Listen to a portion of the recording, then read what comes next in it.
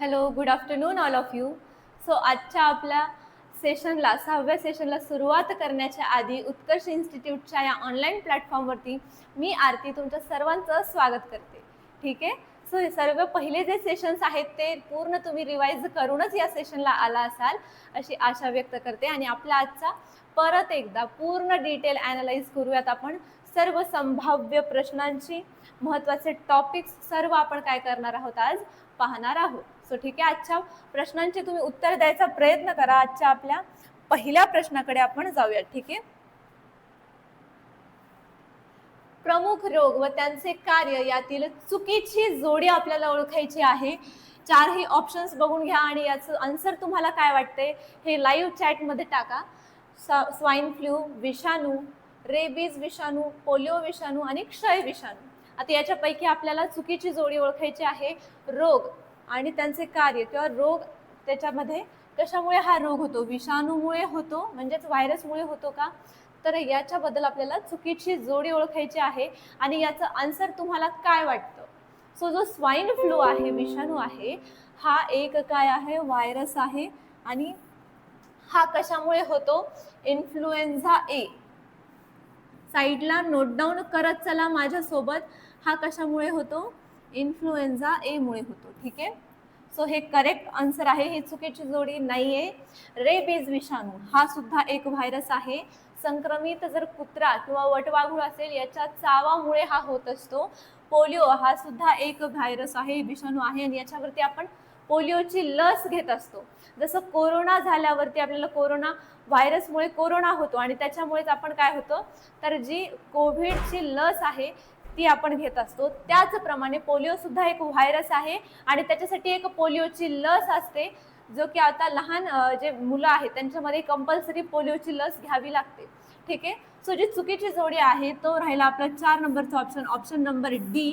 क्षय हा विषाणूमुळे होत नाही. क्षयरोग म्हणजे काय, तर ट्युबरक्युलोसिस. ट्युबरक्युलोसिस कशामुळे होतो, हा होतो बॅक्टेरियामुळे. ट्युबरक्युलोसिस कशामुळे होतो, तर तो होतो बॅक्टेरियामुळे. कोणत्या बॅक्टेरियामुळे होतो, तर मायकोबॅक्टेरियम ट्युबरक्युलोसिस. मायकोबॅक्टेरियम साईडला माझ्या सोबत नोट डाऊन करा चला, लगेच तुमच्या नोट्स सुद्धा तयार होतील. Mycobacterium tuberculosis. ठीक आहे. याच्यामुळे काय होतो, आपल्याला क्षयरोग होतो. हा एक विषाणू नाहीये, व्हायरस नाहीये, हा काय आहे, एक संसर्गजन्य रोग आहे. ठीक आहे. संसर्गजन्य रोग आहे. जो संक्रमित व्यक्ती आहे त्याच्या खोकल्याद्वारे किंवा शिंकाद्वारे आपल्याला ह्याचा संसर्ग होऊ शकतो. सो ट्युबरक्युलोसिस हे याचं करेक्ट आन्सर आहे, ही चुकीची जोडी आहे. ठीक आहे. त्याचप्रमाणे रिंगवर्म, दाद, हे आपल्याला कशामुळे होतं, हे आज तुम्हाला पहिला काउंटर प्रश्न आहे ज्याचं आन्सर तुम्ही मला कमेंटमध्ये सांगणार आहात. ठीक आहे. पुढच्या प्रश्नाकडे जाऊयात. सिट्रिक आम्ल असणारं फळ कोणतं आपल्याला विचारलेलं आहे. आता 4 ऑप्शन्स बघा, आंबा, लिंबू, पेरू आणि केळी. सिट्रिक ॲसिड कशामध्ये असतं हे आपल्याला विचारलेलं आहे आणि आपल्याला सर्वांना माहिती आहे, खूप बेसिक प्रश्न आहे. सिट्रिक आम्ल असतं लिंबूमध्ये. ठीक आहे. पेरू व्हिटॅमिन सी मध्ये असतं, पेरूमध्ये व्हिटॅमिन सी खूप जास्त प्रमाणात असतं. त्याचप्रमाणे बरेचसे ॲसिड सुद्धा त्याच्यात असतात. केळीमध्ये आपल्याला भरपूर प्रमाणात पोटॅशियम मिळत असतं. ठीक आहे. पुढच्या प्रश्नाकडे जाऊयात. मानवी मज्जा संस्थेचा अभ्यास कोणत्या शास्त्रात करतात. न्यूरोलॉजी, मानवशास्त्र, नेफ्रॉलॉजी. आता याच्यापैकी तुम्हाला ऑप्शन्स, करेक्ट ऑप्शन सांगायचं आहे. मानवी मज्जा संस्थेचा अभ्यास. ठीक आहे. सो जो मानवी मज्जा संस्था म्हणजेच काय, तर नर्व्स, याचा अभ्यास केला जातो न्यूरोलॉजीमध्ये. ठीक आहे.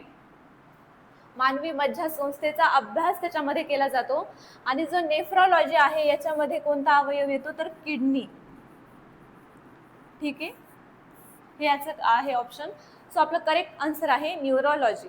नेक्स्ट प्रश्नाकडे जाऊयात. वातावरणात ऑक्सिजन वायूचे प्रमाण किती टक्के आहे. आता वातावरणामध्ये ऑक्सिजन, वातावरणामध्ये सर्वात जास्त प्रमाणात आढळणारा कोणता वायू असेल, तर तो ऑक्सिजन नाही, नायट्रोजन आहे, जो की किती आहे, 78%. ठीक आहे. सो सेकंड नंबरला सर्वात जास्त प्रमाणात येणारा कोणता वायू असेल, तर तो आहे ऑक्सिजन, जो की किती टक्के असतो, 21%. ठीक आहे. आता आपल्या पुढच्या प्रश्नाकडे जाऊयात. खालीलपैकी आपल्याला चुकीची जोडी ओळखायची आहे. परत एकदा चुकीची जोडी ओळखायचा आपल्याला प्रश्न आलेला आहे. चारही ऑप्शन्स एकदा बघून घ्या.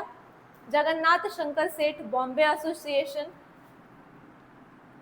बाळ गंगाधर टिळक व ॲनी बेझंट होम रूल चळवळ, गोपाळ कृष्ण गोखले चतुसूत्री कार्यक्रम आणि दादाभाई नौरोजी संपत्तीचे अपहरण. सो याच्यातलं जे करेक्ट आन्सर तुम्हाला काय वाटते हे तुम्ही लाईव्ह चॅटमध्ये किंवा कमेंटमध्ये टाकत राहा.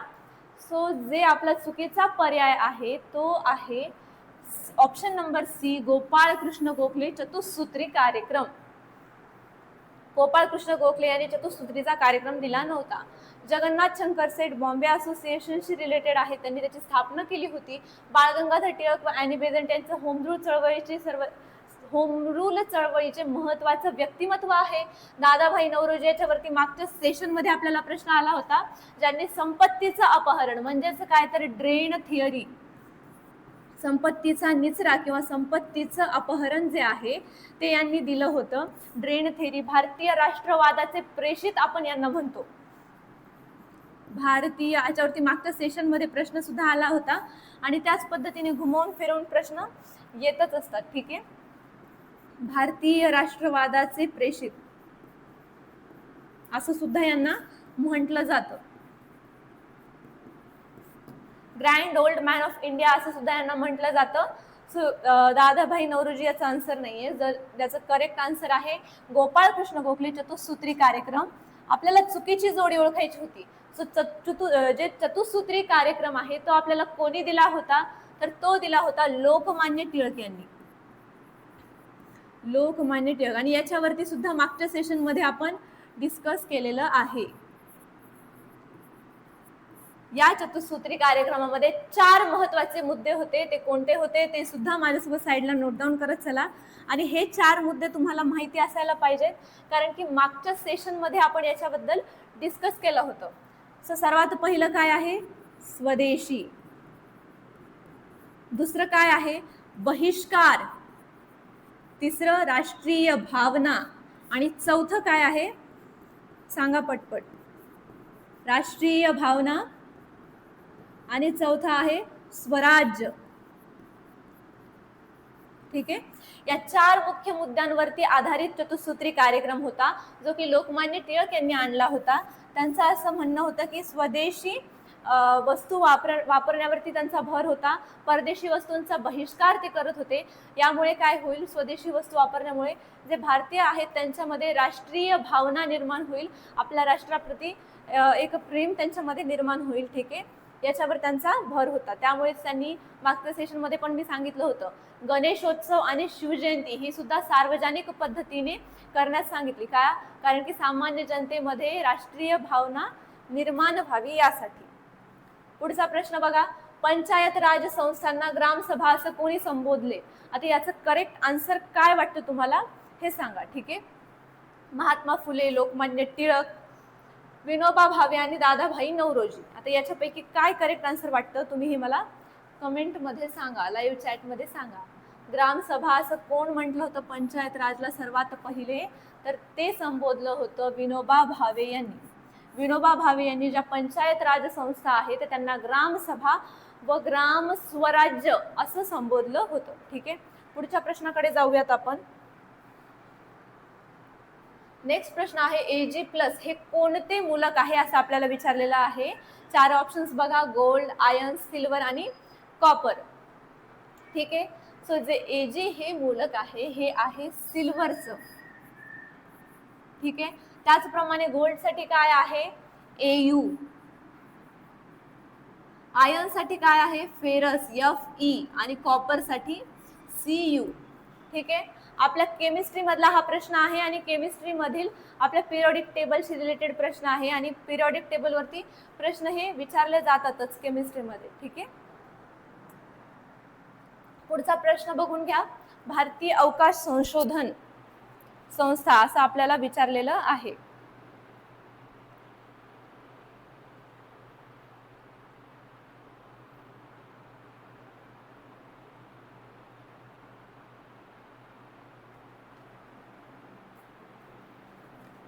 भारतीय अवकाश संशोधन केंद्र जे संस्था, याला आपण इस्रो म्हणतो.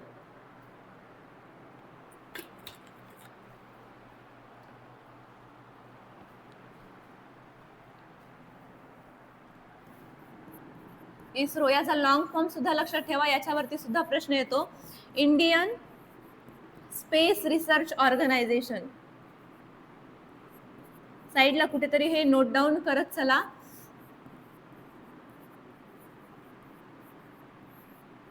ऑर्गनायझेशन, ठीक आहे, इस्रो. आता याचं जे मुख्यालय आहे, याची जी संस्था आहे ही आहे बंगळुरू मध्ये, ठीक आहे. त्याचप्रमाणे जे तिरुअनंतपुरम आहे, इथे काय आहे, एक स्पेस सेंटर आहे, VSSC म्हणून आपण त्याला ओळखतो. आणि तिथे जे रॉकेट्स आहेत ते बनवल्या जातात, किंवा त्याचे जे बनवलेले रॉकेट्स आहेत त्याला अजून जर काही विकसित करायचं असेल, डेव्हलप करायचं असेल, तर ते इथे केलं जातं. आणि याचा लॉंग फॉर्म काय आहे, विक्रम साराभाई स्पेस सेंटर, ठीक आहे. साईडला कुठेतरी नोट डाऊन करत चला.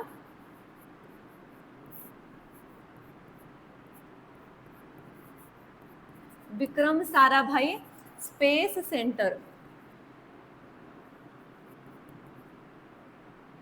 इथे सेंटरला एवढी जागा नाही म्हणून केंद्र लिहित आहे, ठीक आहे. आता नेक्स्ट प्रश्नाकडे जाऊयात. भारतातील पहिल्या अणुभट्टीचं नाव काय आहे असं आपल्याला विचारलेलं आहे. आता जी भारतात पहिली अणुभट्टी आली होती ती कधी आली होती, 1956 ला आली होती. कुठे आली होती, मुंबईमध्ये. मुंबईमध्ये भारतातील पहिली अणुभट्टी आली होती, मुंबईमधील ट्रॉम्बे येथे, ठीक आहे. आणि तिचं नाव काय होतं, तर तिचं नाव होतं अप्सरा. ही पहिली भारतातील अणुभट्टी आहे जी की मुंबईमध्ये आहे, ठीक आहे. 1956 ला ही अणुभट्टी तेव्हापासून कार्यरत आहे. पंतप्रधान खालीलपैकी कोणाला जबाबदार असतात. आता 4 ऑप्शन्स आहेत, मंत्रिमंडळ, लोकसभा, राज्यसभा आणि राष्ट्रपती. आता याचा आन्सर तुम्हाला यायला पाहिजे, आणि याचा पण आपण मागच्या प्रश्नामध्ये इनडायरेक्टली आपण याचा पण संदर्भ पाहिला होता. प्रत्येकच प्रश्नाचा मागच्या काही सेशन सोबत थोडाफार का होईना संबंध येत आहे, आणि काही काही क्वेश्चन्स कम्प्लिटली नवीन आहेत. सो जो पंतप्रधान आहे हे कोणाला जबाबदार असतात, मंत्रिमंडळ. आता मंत्रिमंडळाचे तर ते प्रमुख असतात, ठीक आहे. जे राज्यसभा आहे त्याला ते डायरेक्टली जबाबदार नसतात, राष्ट्रपती यांची नेमणूक करतात. पण हे जबाबदार कोणाला असतात, तर हे जबाबदार असतात लोकसभा सभागृहाला. एकटे पंतप्रधान जबाबदार असतात का, तर नाही. पंतप्रधान व त्यांचं मंत्रिमंडळ एकत्रितपणे सामूहिकरित्या लोकसभा सभागृहाला जबाबदार असतं, ठीक आहे. आता नेक्स्ट प्रश्नाकडे जाऊयात. भारतात जीएसटी कोणत्या वर्षी लागू करण्यात आली, किंवा कोणत्या वर्षी लागू झाली. आता जीएसटीचा आपण लॉंग फॉर्म बऱ्याच वेळा एक्झाम मध्ये विचारलेला आहे.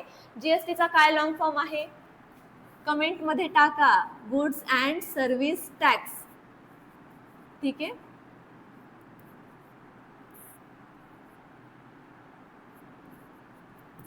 गुड्स अँड सर्व्हिस टॅक्स, जो की कधी आला होता, 2017 मध्ये आला होता. 101वी घटना दुरुस्ती केली होती याच्यासाठी, ठीक आहे.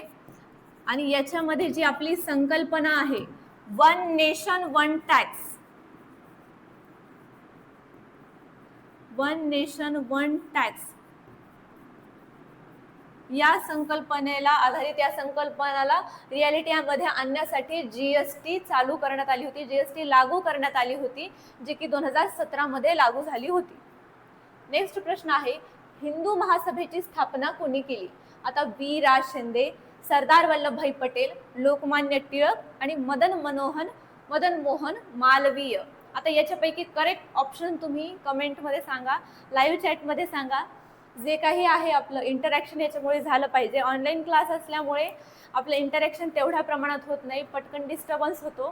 सो याचा आन्सर द्यायचा प्रयत्न करा, आणि त्यासोबतच त्याच्यामुळेच काय होईल, तर आपल्याला एंगेज राहायला मदत होईल, ठीक आहे.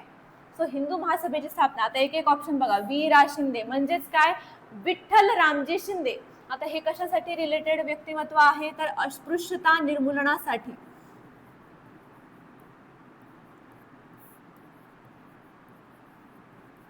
ठीक आहे. अस्पृश्यता निर्मूलनामध्ये यांचं खूप मोलाचं योगदान आहे. सरदार वल्लभभाई पटेल तर संस्थानांचे विलिनीकरण मध्ये यांचं खूप महत्त्वाचं योगदान आहे. त्याचप्रमाणे लोकमान्य टिळक जे आहेत यांचं स्वराज्य व होम रूल चळवळ ही तर तुम्हाला माहितीच आहे. त्याचप्रमाणे मग आता आपलं याचं करेक्ट आन्सर काय झालं तर ऑप्शन नंबर 4 मदन मोहन मालवीय. अखिल भारतीय हिंदू महासभेची स्थापना जर कोणी केली असेल तर ते मदन मोहन मालवीय आणि हे सुद्धा एक इतिहासातील आपलं खूप महत्त्वाचं व्यक्तिमत्व आहे. आता भारताच्या मध्यातून कोणतं अक्षवृत्त गेलेलं आहे? आता याचा आन्सर लवकरात लवकर कमेंटमध्ये सांगायचा प्रयत्न करा.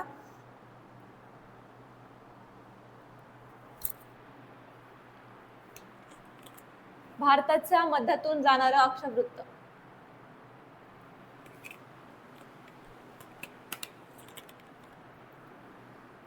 सो याचं करेक्ट आन्सर आहे ऑप्शन नंबर 2 कर्कवृत्त, जे भारताच्या 8 राज्यांमधून गेलेलं आहे. ठीक आहे, पुढच्या प्रश्नाकडे जाऊयात. हा भूगोलचा प्रश्न होता. अस्पृश्यांची कैफियत हा ग्रंथ कोणी लिहिला? आता अस्पृश्यांची कैफियत, आता विठ्ठल रामजी शिंदे इथे त्यांचं काय आहे तर अस्पृश्यांविषयी खूप मोलांचं योगदान आहे. अस्पृश्यता निर्मूलनासाठी त्यांनी काम केलेलं आहे. पण हा ट्रॅप म्हणून दिलेला ऑप्शन आहे. आपलं करेक्ट आन्सर आहे महात्मा फुले. ठीक आहे, महात्मा फुलेंनी अस्पृश्यांची कैफियत हे जे आहे हा ग्रंथ त्यांनी लिहिला होता. त्याचप्रमाणे बाबासाहेब आंबेडकरांचा फेमस पुस्तक कोणतं आहे? हू वेअर शूद्राज, शूद्र कोण होते.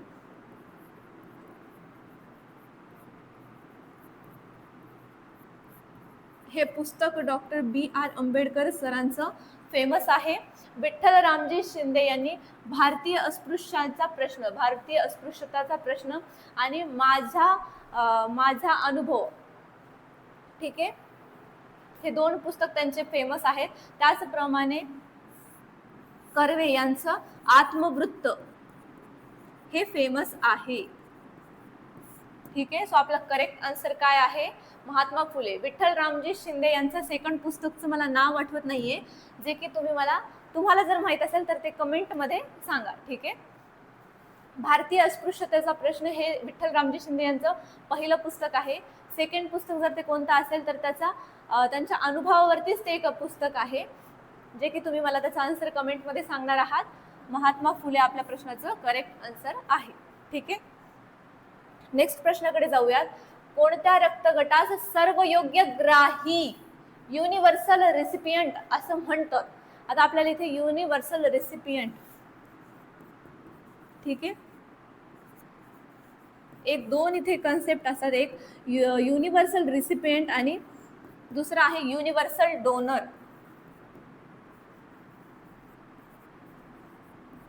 आता जे रिसिपियंट असतात त्याला आपण काय म्हणतो? सर्वयोग्य ग्राही. म्हणजे असा रक्तगट जो सर्व व्यक्तीच्या, म्हणजे इतर कोणत्याही रक्तगट असणाऱ्या व्यक्तीकडून रक्त घेऊ शकतो. म्हणजेच काय तर सर्वयोग्य ग्राही, जो की कोणता गट आहे? गट AB, रक्तगट AB. हे कोणाकडूनही रक्त घेऊ शकतात, कोणत्याही रक्तगट असणाऱ्या व्यक्तीकडून हे रक्त घेऊ शकतात. त्याचप्रमाणे युनिव्हर्सल डोनर, सर्वयोग्य रक्तदाता, म्हणजे हे कोणत्याही रक्तगट असणाऱ्या व्यक्तीला रक्त देऊ शकतात. सो हे कोण आहे? रक्तगट O. हे कोणालाही त्यांचं कोणत्याही रक्तगट असणाऱ्या व्यक्तीला त्यांचं रक्त देऊ शकतात. आणि कोणाचंही रक्त, कोणता रक्तगट घेऊ शकतो तर तो आहे ऑप्शन नंबर 2 AB. ठीक आहे, नेक्स्ट प्रश्नाकडे जाऊयात. सो आपले आजचे प्रश्न झालेले आहेत, तर सर्व प्रश्न एकदा आपण थोडक्यात रिवाइज करूयात. ठीक आहे, स्वाईन फ्लू कशामुळे होतो? तर तो होतो इन्फ्लुएन्झा A मध्ये. क्षयरोग हा विषाणूमुळे नाही तर तो बॅक्टेरियामुळे होतो. मायकोबॅक्टेरियम ट्युबरक्युलोसिस या बॅक्टेरियामुळे तो होत असतो. ठीक आहे, सिट्रिक ऍसिड कशामध्ये असतं? लिंबूमध्ये असतं. नेक्स्ट प्रश्न आहे, मज्जासंस्थेचा अभ्यास कशामध्ये केला जातो तर न्यूरोलॉजीमध्ये केलं जातं. आणि किडनीचा कशामध्ये आहे तर नेफ्रोलॉजी, नेफ्रॉन्स असतात त्याच्यामध्ये. वातावरणात ऑक्सिजन वायूचे प्रमाण किती टक्के आहे तर ते आहे 21%. 78% जे आहे ते आहे नायट्रोजनचं. चुकीचा पर्याय कोणता आहे तर गोपाळ कृष्ण गोखले चतुसूत्री कार्यक्रम, जो की कोणी राबवला होता, लोकमान्य टिळकांनी राबवला होता. आणि हे 4 महत्वाचे मुद्दे होते ज्याच्यावरती तो चतुसूत्रीचा कार्यक्रम अवलंबून होता. नेक्स्ट आहे पंचायत राज संस्थांना ग्रामसभा असं कोणी म्हटलं आहे? विनोबा भावे यांनी म्हटलं आहे. ग्रामसभा, ग्राम स्वराज्य असं त्यांनी म्हटलं होतं. जे Ag+ हे मूलक आहे ते कशाचं आहे? सिल्वर याचं आहे. नेक्स्ट आहे सिल्वर म्हणजे चांदी, त्याचं Ag हे मूलक आहे. ठीक आहे. भारतीय अवकाश संशोधन इस्रोचं मुख्यालय किंवा त्याची संस्था कुठं आहे? बंगळुरू येथे आहे. नेक्स्ट आपण पाहिलं पहिली अणुभट्टी अप्सरा. ठीक आहे. नेक्स्ट आहे पंतप्रधान कोणाला जबाबदार असतात तर पंतप्रधान व त्यांचं मंत्रिमंडळ सामूहिकरित्या एकत्रितरित्या लोकसभेला जबाबदार असतं. ठीक आहे. नेक्स्ट प्रश्न पाहूयात. भारतात GST कोणत्या वर्षी लागू झाली?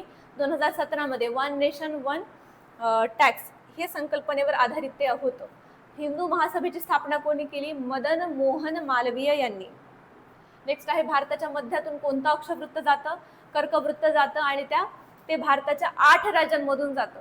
आता हे 8 राज्य कोणते हे जर तुम्हाला माहिती असेल तर हे तुम्ही कमेंटमध्ये सांगा. आणि याच्याबद्दल आपण डिटेल डिस्कशन लेक्चर्समध्ये करणारच आहोत. पण जर तुम्हाला माहिती असेल तर तुम्ही हे मला कमेंटमध्ये सांगा. ठीक आहे.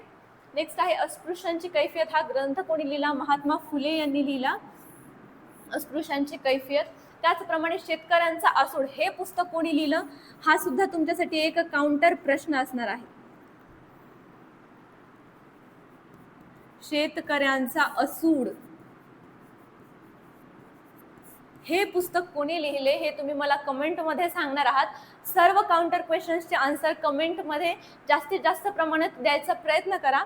नेक्स्ट आहे आपलं कोणत्या रक्तगटास आपण सर्वयोग्य ग्राही म्हणतो तर तो रक्तगट कोणता आहे? AB रक्तगट आहे. सो आजच्या सेशनमध्ये आपण आजच्या सेशनच्या एंडला आपण आलेलो आहोत. सो जे काही आपण क्वेश्चन पाहिले ते रिवाइज करत चला, त्याचे सर्व ॲनालाइज करत चला, एक्स्ट्रा इन्फॉर्मेशन रिवाइज करत चला, स्वतः सॉल्व करत चला, ज्याच्यामुळे काय होईल तुमचा कॉन्फिडन्स बिल्डअप होईल. आणि हे सर्व क्वेश्चन्स रिवाइज करा. हे की एकदम अतिसंभाव्य प्रश्न आहे. हे सेशन आवडलं असेल तर लाईक करा, तुमच्या फ्रेंड्ससोबत हे शेअर करा आणि याच्यामध्ये तुमचा जो काही फीडबॅक असेल तो कमेंटमध्ये नक्की सांगा. आणि उद्याच्या लेक्चर्समध्ये परत एकदा भेटूयात. सो आजच्यासाठी आपण इथे थांबूयात. अभ्यास करत राहा. ठीक आहे. Consistency is the key of success हे लक्षात ठेवा आणि कामामध्ये अभ्यासामध्ये सातत्य ठेवा. आणि आपण आता नेक्स्ट सेशनमध्ये भेटूयात. ठीक आहे. तोपर्यंत थँक्यू सो मच.